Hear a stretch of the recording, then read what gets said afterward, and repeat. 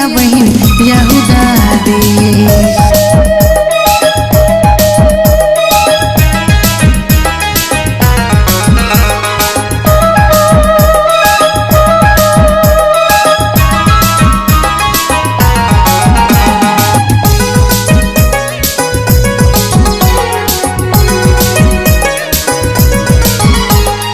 जगमग तारक चमका थे बैतुलम गोहर घर चरनी मेरे।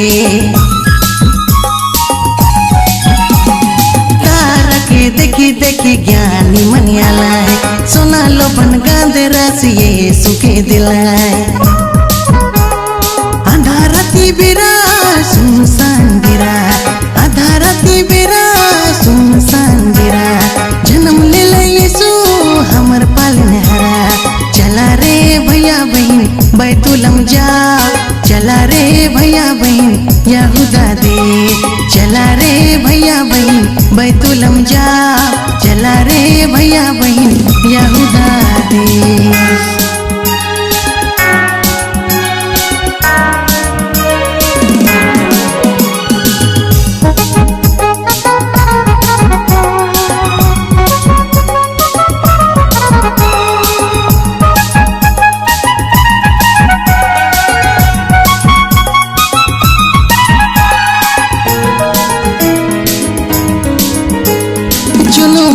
बल्कि सुचरनी मेरे सुतलिया है चरनी में गोहर घरे रे।